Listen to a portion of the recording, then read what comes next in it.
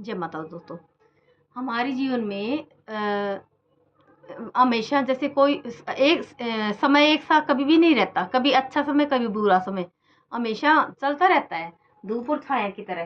तो जब भी हमारे जीवन में विपरीत समय आए, तो अगर ऐसे समय में अगर हम अ, अगर उचित कोई पाठ कर लिया जाए, तो जो कि हमारे शास्त्रों में बताया गया है कि अगर हमारे जीवन में परिस्थिति विपरीत हो जाए, तो उस समय अगर जो हमारे धार्मिक पाठ है, अगर हम इनको कर लेते हैं, तो इनके इनके करने से क्या होता है कि जो हमारे जीवन में कष्ट परेशानियां खत्म हो जाती हैं और साथ ही हमारे जीवन में सुख समृद्धि का संचार होता है।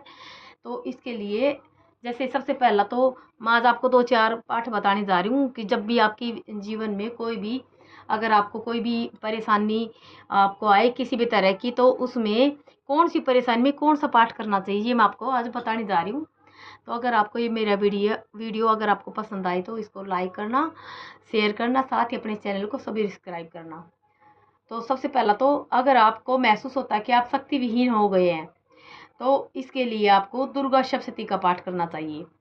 और दूसरा, अगर आपका मन अशांत हो, तो इसके लिए आप श्रीमद् भागवत गीता जी का पाठ करें। और तीसरा, अगर आप मान प्रतिष्ठा पाना चाहते हैं, तो इसके लिए आप श्री रामचरितमानस का पाठ करें। चौथा, अगर परिवार में हमेशा लड़ाई झगड़े कलह होती है, तो श्री सत्यनारायण भगवान का पाठ करें। पांचवा, अगर किसी आपके जीवन में किसी भी प्रकार की बाधा रुकावट, आपके कोई बढ़ते काम बिगड़ जाते हैं, मंगल कार्य में अमंगल हो जाता, तो इसमें अगर आप बजरंग बाण का पाठ करते हैं, तो आपको शुभ परिणाम प्राप्त होते हैं।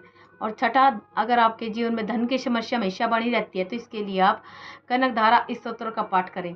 सातवां, अगर आप हमेशा आपके परिवार में हमेशा बीमारी घेरा डाली रहती है, यानी कि एक सदस्य को आती है तो जाने का नाम नहीं लेती, साथ दूसरे को भी, मतलब हमेशा 24 घंटे कोई ना कोई घर में कोई ना कोई सदस्य हमेशा बीमार ही चलता रहता है, तो इसके लिए आप महामृत्युंजय का पाठ करें। और आठवां, अगर शत्रुओं से आप बहुत ज़्यादा पीड़ित हैं, यानी शत्रु बाधा से पीड़ित हैं, शत्रु आपको बहुत ज़्यादा परेशान कर रहे हैं, तो इसके लिए आप दुर्गा चालीसा का पाठ करें। और नौवां, अगर आप कर्ज से मुक्ति पाना चाहते हैं, तो रण मोचन मंगल स्तोत्र का पाठ करें। और 10वां, अगर आपके अंदर आपको लगे कि आप में आत्मविश्वास की कमी है, तो इसके लिए आप रोजाना हनुमान चालीसा का पाठ करें।